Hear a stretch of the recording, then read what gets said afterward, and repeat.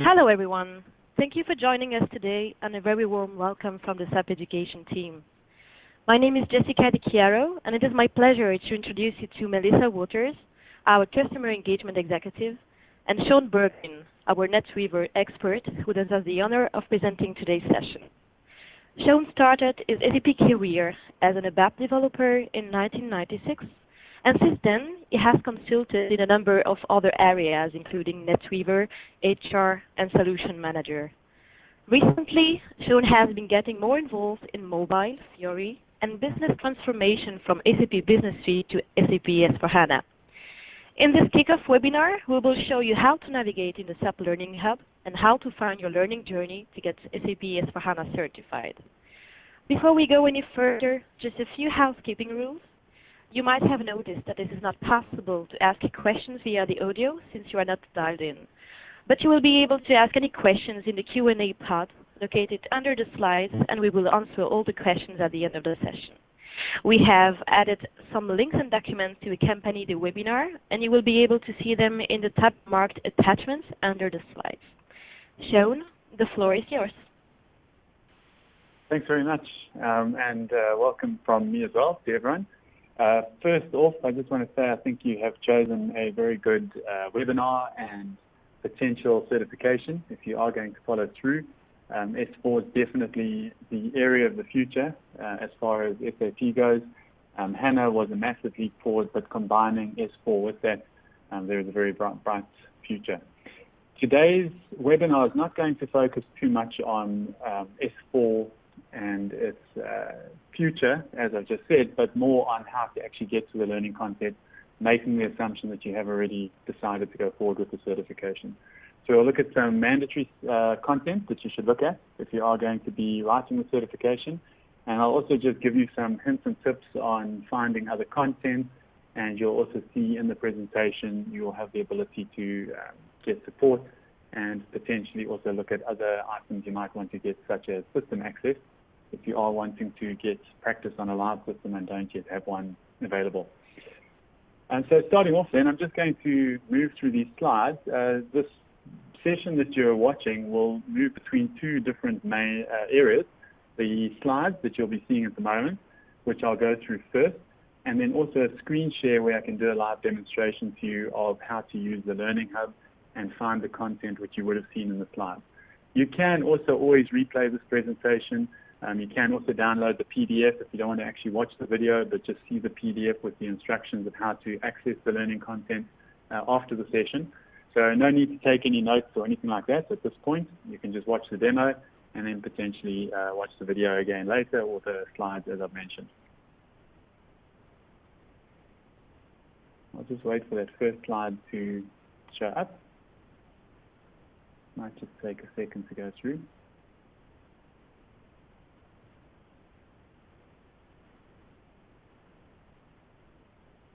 It doesn't seem to be moving forward.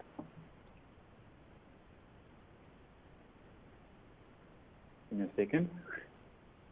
Small technical glitch.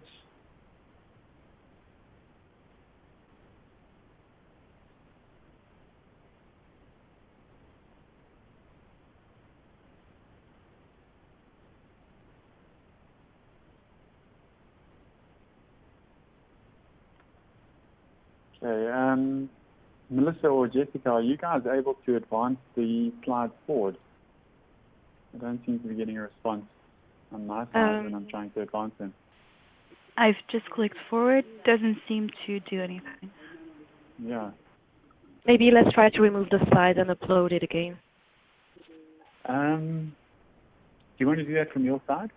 Okay, I see it's preparing display. Something is changing. Is that from you deleting it? Can you try from your side? Yeah. Okay. Yeah, okay. 1 second.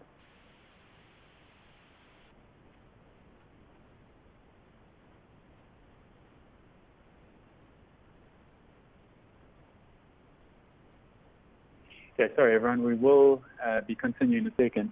I'll just keep chatting about a few points from the slides. I'll wait for that to upload. The main course which you'll be wanting to focus on for your studies is going to be available in the Hub at the moment. as a handbook, which means you'll be able to go through it with audio playing and see the actual content of it in your own time. It will also be available in the future as an e-learning course, but isn't just yet. And then there's obviously always the option of classroom training. So when these slides do come back, you'll see those are kind of the areas which we're covering as far as options go from here, whether you're going to attend things as pure e-learning, whether you want to work rather through classroom training, or just read the handbook yourself. Remember that the certification is based on purely the theory of the book. So if you wanted to, as long as you knew that file from start to end, you could write the certification. But I think for effective learning, that's always going to be the hardest route to go, just learning pure theory. You want to get as much hands-on time as possible. Okay, those slides are up, so I'll continue in a second with what's on there. But my point being that any form of interactivity which you can find, whether that's small exercises or little videos to watch, or as you'll see, learning rooms which you can join, take those opportunities to expand your knowledge rather than just trying to read the book, purely to help the absorption of that material. Obviously different for everyone, but personally I've always found that a lot easier as far as retaining information goes. So just when we do go into this, you'll see there's these different options, as I've mentioned. There's e-learning, there's handbooks, there's classroom training. You need to find what will be the best blend of interaction as well as pure theory. And again, as I said, it's all based on the one S4H100 manual, which is where the majority of that exam will come from. So I'll come back to that in a second. You should now be looking at a slide saying SAP S4HANA implementation learning journey. You can see target audience is pretty much anyone who's wanting to move forward with S4, whether you're going to be project managing or actually working on a more technical level, it'll be relevant to you. Bearing in mind it's a new topic, so over time there are going to be more and more offerings in the S4 area as far as both courses and content goes. So getting in now with this is a very good place to start. The Learning Hub itself, you can see a link for a promotion with access to the Learning Hub at the moment available through Sapiens, and there's a discounted rate attached to that to give you several months access to the Learning Hub, where you can not only look at just the S4 content that you would need for certification, but pretty much any other content on the Hub which you might be interested in. And once again, fantastic opportunity to get to see surrounding areas that just help you remember even just the area you're wanting to know more about, instead of just going with a single channel of learning. The kickoff webinar today, July the 14th, as you know, is the start of the process. From there, you would work with the Learning Hub, self-learning, potentially, it's not mentioned on the slides at this point, but attend classroom training, get access to a live system to practice on. There's a variety of possibilities there. The core being the Learning Hub, though. And then on September the 21st, we've got a day-long workshop, which will be both a Q&A session as well as just some certification preparation, some case studies of ongoing implementations and experiences with implementations with, as far as S4 goes. So a really important workshop, I think, if you are planning on writing certification, but also just rounding off your knowledge as far as S4 goes if you are wanting to continue with S4 consulting in the future. And then the certification, as you can see, mentioned at the end. So more information about that available in the link you see on the slide. Also, there's email addresses at the end. So if you want to directly speak to someone and get more details, or if you have specific questions, you can always send those through as emails. Otherwise, there is also the questions pod, where you can make questions in the session itself, which we'll then answer at the end. Here's the 6 points for today. So what we're going to look at the start is just an access to the Learning Hub and things like the learning rooms, where you can interact, get videos, talk to other people who are also looking at the same certification and same learning content as you. And again, from my point earlier, any chance you've got to do more than just read a file and to do any form of interaction, it's a way to go. And those learning rooms are perfect for that. We'll then also look at the course, the 2 courses, which will be of particular interest. Those relate to the classroom courses you could attend, or e-learning courses, or handbook, as I've already mentioned. And that's for the S4H01 and the S4H100. The S4H100 again being your main topic or main course that you want to have a look at if you're working on the certification. And in fact, there's an overlap of content between the S4H100 and the S4H01, which is really the only reason the S4H01 is there as well. It's duplication though. So if you were to purely learn what's inside the S4H100, you would have what you need. But as I said, anytime you've got an overlap or you've got other ways of looking at the same information, it just means it's easier to retain. Study plan, just some ideas of what you're seeing here. You can see a bit of a mention of learning rooms and courses to register for self-study. That will be repeated at the end, and I'll give you some other thoughts on study, which I have partly already mentioned, and then some support and contact details at the end. Looking at point 1 then, accessing the introductory S4H01 course, you can see there is the e-learning and handbook option. The actual assignments of this course in the Learning Hub I'm going to demonstrate live at the end, as I have already said. Here you can see the screenshots, which will be what we go through further on. The first screen, you'd be searching and finding either learning rooms or course content that you would want to add or assign to yourself. That would be found through the Learning Content link on the home page in the Learning Hub. There's a few different ways to get to the same thing here, but I'm going to show you one option, and if you do follow these slides, it will get you where you need to go. I think we've got these slides freezing up again, just a second.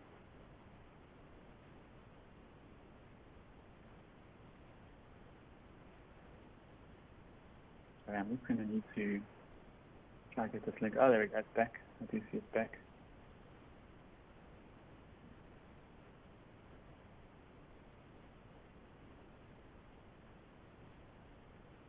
Sorry, my session just froze up there, but it does look like it's moved forward again. Here you can see once you have done a search in learning content, on the left-hand side you'll get a set of filter options. For example, either you'll be interested in just learning rooms, or you might be wanting to find handbooks and e-learning. All the results will show up on the right-hand side until you set the filter settings on the left. And the left-hand side filter settings will be sensitive or context sensitive to what has been found. So if, for example, the search which you issued at the top of the screen in the search field produced 2 results, and those 2 results were an e-learning course and also a handbook, you will then see that those will be the 2 filtering options you have available to you. So quite easy to isolate the content you want with those further filters when you are doing searches for courses or learning rooms. There'll be, in some cases, a start course immediately. In other cases, you'll need to do an assign to me, as you can see here, which might then lead to a notification which you need to accept. There are just some conditions to the accepting of the course, which means that there can be up to 24 hours delay in getting a notification that you can start a course. Usually that will just be 1 hour though, and you can see that accepting those conditions can be done through these notifications, which will show up in this little bell icon at the top of the Learning Hub main screen. Again, I'll show this to you on the system in a couple of minutes' time, or at least on the live demo on the Learning Hub. So once you've done that reading of the conditions, accepted, it's usually less than an hour, but as I said, up to 24 hours, you will then actually have access to that learning room or the contents which you want to work with. So simple steps to follow. You will get a demonstration of that a bit further on, but you can always come back to the PDF and follow those steps step by step if you want to. And then pretty much a repeat of that, looking for the implementation and configuration room, in this case the learning room, again going to the learning content link on your home page, which will then take you to somewhere where you can search. Same filtering options on the left-hand side, so very much what we just spoke about. Based on that, you could then select something and start the course or assign to you, depending whether it needs to then have an approval email sent to you or a notification for you to accept. You will then again see that appearing inside the little bell icon, where you can click yes, and you can then start working with that content. Okay, so not too much new on those ones. Having a look at another search possibility here. So in this case, if you are wanting to get the S4HANA implementation early knowledge transfer course, The search, the exact search you need to use, you can see at the top. That EKT S4HANA is exactly what you would enter into the search field. It'll bring back a single hit, and that's one of the essentials that you need for study. I'm going to show you another way to get this as well when we do the live demonstration. But either way, you want to make sure that you have added that to your learning content. I mentioned that the S4H100 was the core of the certification and the core of the content. The search here, you can see at the top, S4H100 has produced the result of the handbook. I'm not sure if that will be completely clear on your slide, but you will see it in the demo. And that handbook you would need to go through yourself. It's not going to have the equivalent content of what you'd find with an e-learning course. So pretty much self-study on that one. And that's where I say, if you can take what you find there and turn it into anything more interactive for yourself, it's going to be easier. Bear in mind also that is due to become an e-learning course. You might have spotted that on that first diagram on the opening screen with the bullet points, where the S4H100 was mentioned as being offered as a classroom course. This is the one which down the line will also be available as e-learning. But at the moment, if you're planning on working through the hub and you're not going to attend a classroom course, you would need to access this just as a handbook and go through it pretty much as reading the material. Yeah, so good place to start. But if you did want to wait for the e-learning, that could be in time before you want to write the certification anyway. And then as a study plan goes, the topic breakdown and focus areas is still something which is being completely refined and nailed down. But at the moment, you've seen it's S4H100 that is the core.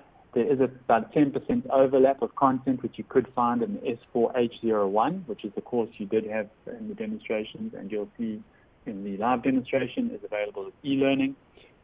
You could watch both of those or go through of those. The actual main focus areas within S4H100 are going to be your transitions and new implementations. So you'll find that in the course it introduces you to S4. It talks about the broader picture of why S4 and HANA are at the positioned as they are at the moment, motivations for having them. There's a bit of discussion of theory as well, but what you'll want to focus on is transitions and implementations, being the implementations certification. I've mentioned also trying to look at other courses, even if they're secondary to the main topic.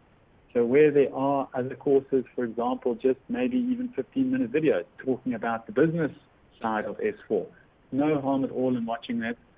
You will find an overlap as always, and the more you watch, the more you see, the bigger picture will fit together, and the easier it will be to remember the details for certification. I've mentioned the interaction whenever possible. If you are doing something like watching a purely,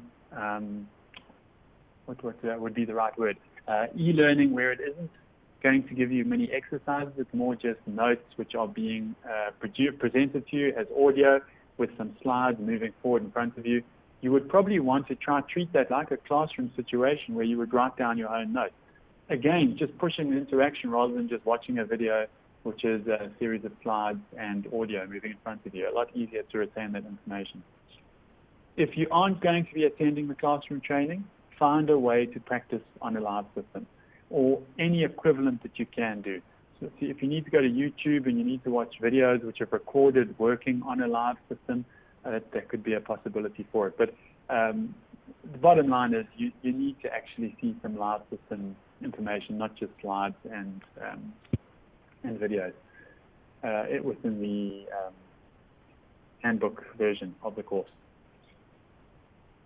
Okay, and as I mentioned at the start of the presentation, the certification is all in the course notes. So if you did know your S4H100 course from start to finish, from a theory point of view, that handbook is where all the questions have to come from.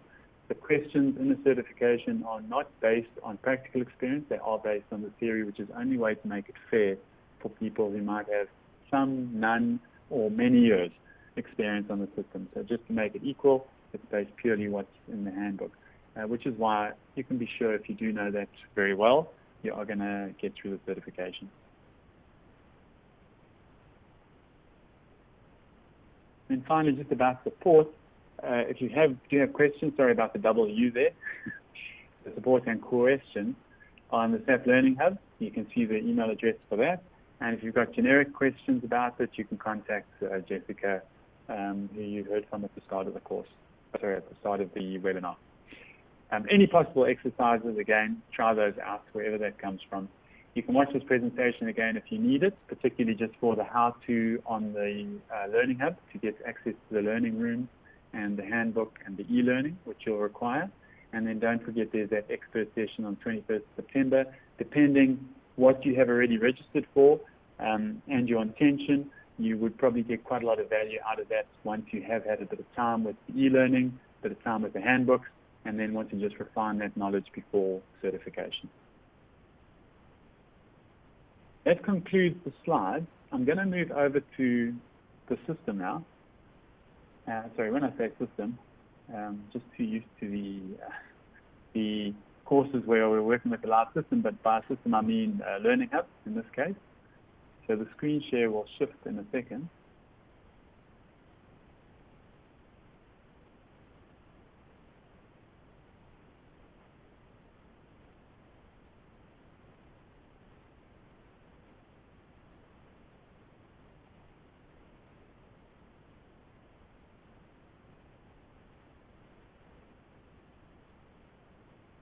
So again, I see that the screen share seems to be failing. Give me a second and I'll need to log this in again. Apologies for the delay. It will probably take about 30 seconds. In the meantime, if you have any questions, feel free to use the Q&A pod under the slides.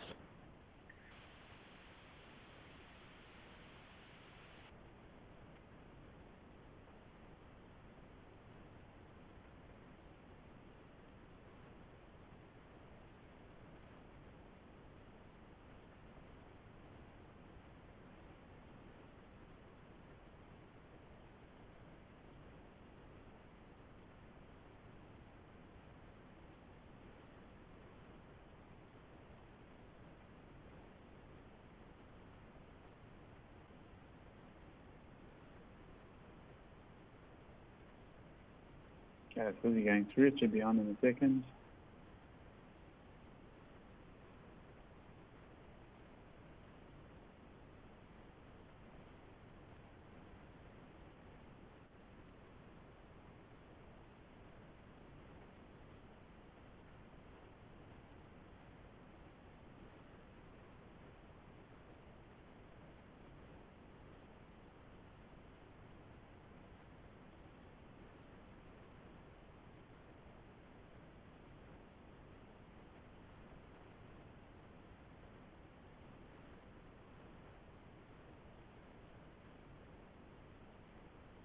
Jessica or Melissa, can you guys see anything coming through on the screen share?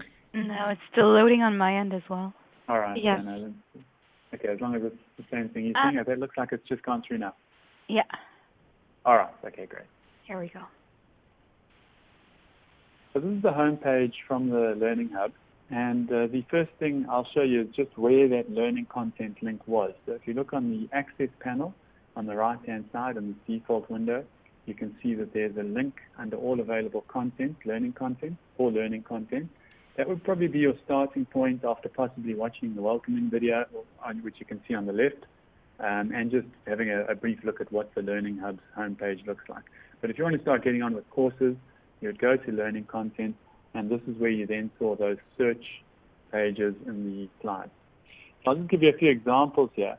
If I search for the word implementation as a start, you can see I'll get quite a long potential list of items coming up. So you might need to filter by more than that.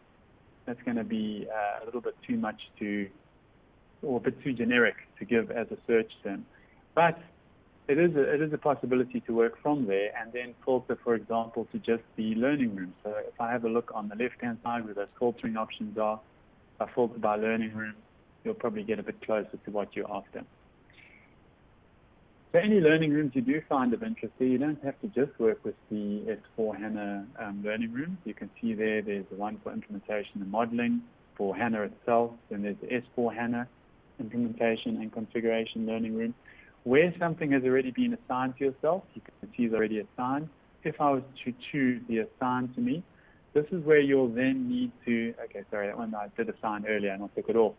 But where you choose something which does need to have the conditions confirmed through the notification, you will then find that within either an hour or, as you saw, up to 24 hours, although it's unlikely, in that bell icon at the top. So if I go through to this, one of the ones which I've selected, and select Start Course.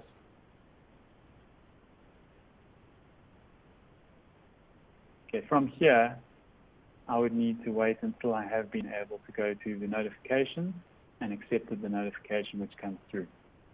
And then depending on the content, if you go to something like Return to Content Structure, depending whether it's a learning room or whether it's a course, you'll have various items listed here. So that's content structure, something to check out, especially when you've chosen a handbook or an e-learning course to look at to get to the different items you need. Okay, if I come back here though, just going back to learning content again through the main page, I'll do a different sort of search. Oh, sorry, actually I'm going to go to the home page. So that's the content I've already got. But I want to go to the home page, and I just wanted to show you how to see the handbooks. That was a learning room, but if I go to learning content this time from the home page, which will take me back to the search screen, which I can then use the filtering options on. I could type in something like my S4H01, which is the one course you're after.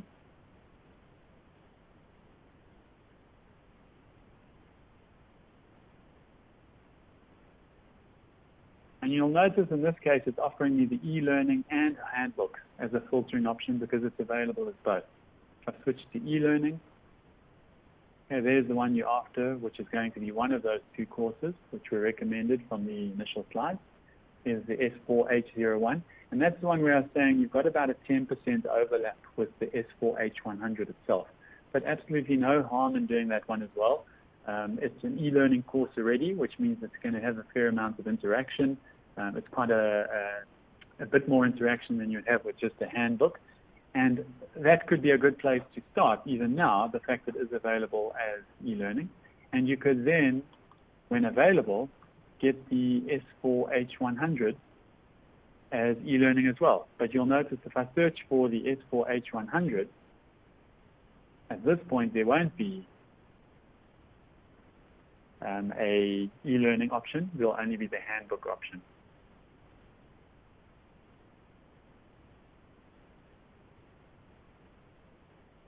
Yeah, the search does seem to be running. It's just taking a little while to come back.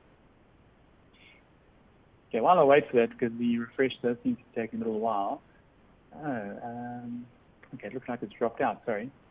The connection seems to have dropped. Let's try to get that back.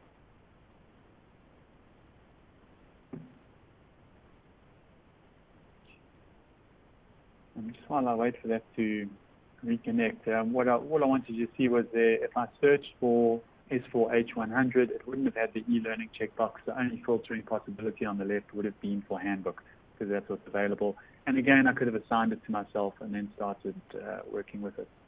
Yeah, again, just give me a couple of seconds here. I just need to get this running again. It's not responding as far as the screen share goes.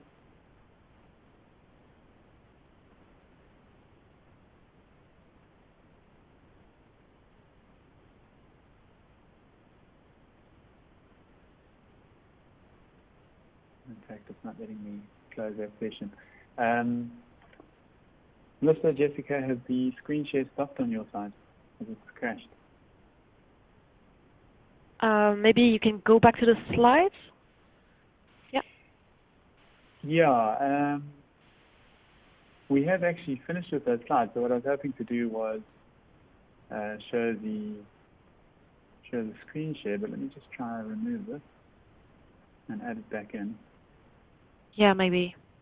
Yeah, because it's the last thing which I'd like to show everyone is the learning room itself, and also what the learning content looks like when you're going through those courses. Give it one more try. If we don't have any luck, we will chat about it, and I'm sure everyone who is watching will be able to get into it and start with the courses. from what they've seen. In the meantime, we have a few questions popping up. Can we have our notes? Yeah. Can we have our notes during the certification? So I can already answer that. So no, this is not possible. And also, for anyone who hasn't worked with a SAP certification before, the questions are usually multiple choice questions. Depending on the version of the certification, the number of questions, the time, whether there's negative marking, all of that sort of thing can be variable, and in fact the pass mark as well. So it's always very important that if you don't write the certification now and you have researched what's required for that certification and studied for it, you would actually want to prepare off the new version of the notes for the new certification, and also have a look at how that set of questions is going to be marked and what the pass mark is, because it can change version by version. But generally the best preparation is just know your notes as well as you can, and consider that reading a question very carefully can be the difference between getting it right and wrong, because it could just be the word should or could, for example, which might throw in a difference between what you want to answer. There'll also be some questions which have multiple questions correct, some which only have one question correct. In those cases, they will give you a good idea of which of those two should be used in the wording of the question. But again, reading the question very carefully would be important. I'm just going to try one more time with the screen share.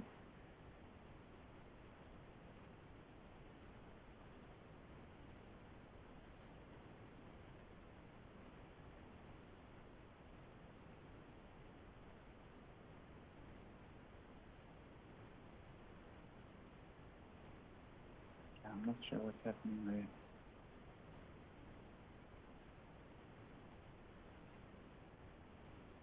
Jessica, Melissa, any ideas? Yeah, it doesn't work from my side. All right. I think possibly then I'll just finish off with what I was going to show. Unfortunately, that won't be on the screen. But I was going to demonstrate what the learning room looks like, what kind of information you'll find inside there. Very easy to explore. If you just think of your learning rooms as being your main point for interaction with other people studying the same thing as you, as well as experts who are moderating those learning rooms and also getting involved themselves in answering questions. So it's like being inside a classroom, or as close as you can get to it without actually attending a virtual course or being in a classroom situation. And then as far as the learning content goes, you've seen, just to recap again, the S4H01 is the current e-learning course. That's the one that hasn't got as much relevance for the certification, but does have an overlap and is certainly a good place to start. And then the one you'll want to start with either as a handbook now, or wait for the e-learning option to come along, or attend the classroom training, which you could do now, is the S4H100. And that's your core content for the certification itself. So by September, if you're going to attend the session on the 21st of September, if you had at that point gone through the e-learning for the S4H01 and read the handbook or attended the classroom training, or whichever method works best for you for the S4H100, then you can get the maximum out of that session on the 21st, and within a couple of days after that, or whenever you are comfortable, you can then look at writing the certification. That would kind of be the learning process from here and the learning path.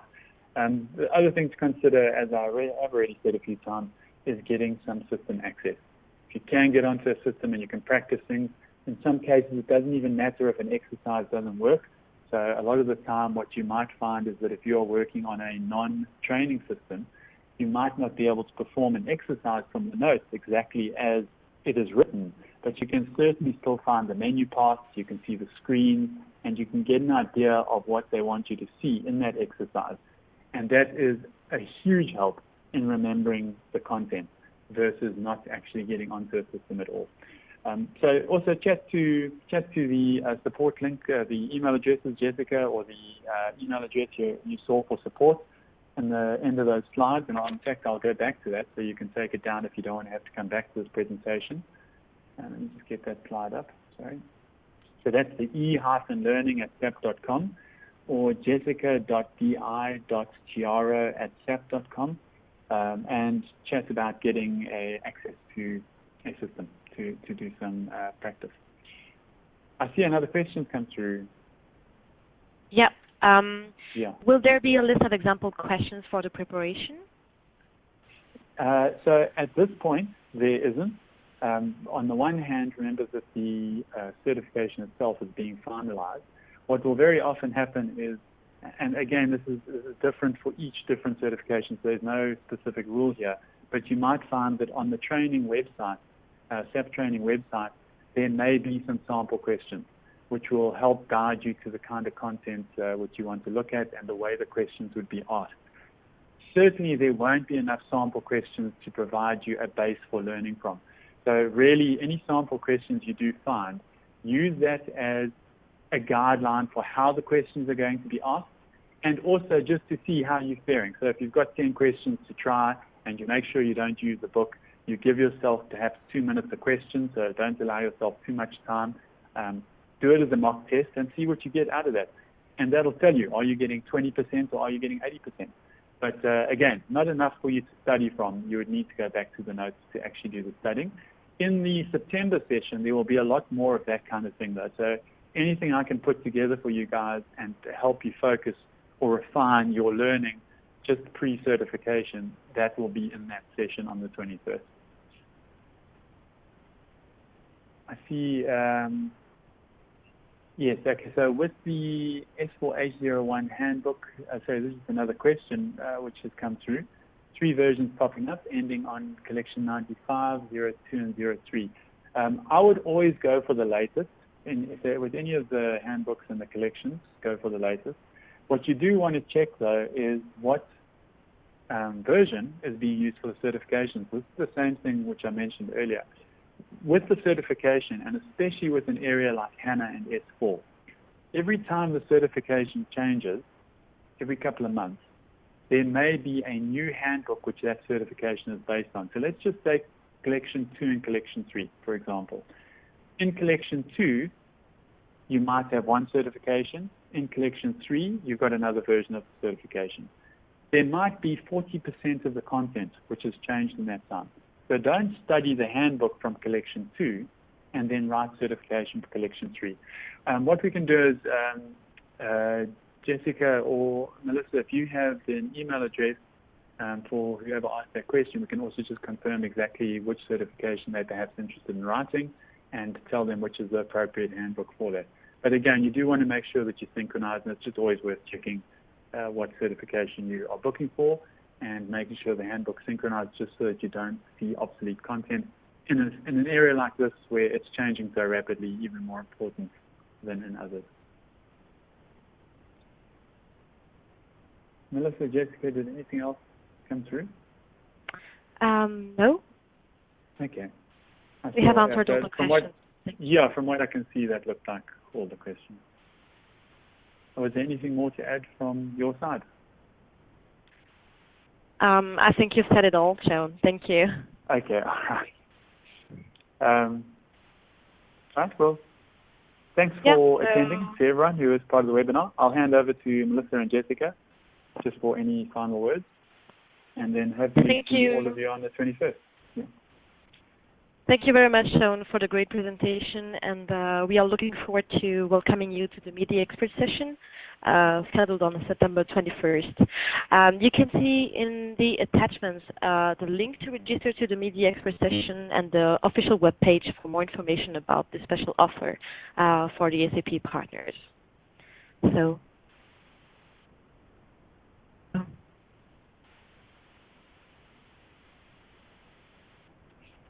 Okay, thanks everyone, and hopefully see you soon. Thank you. Thank you. Thank you. Bye. Bye.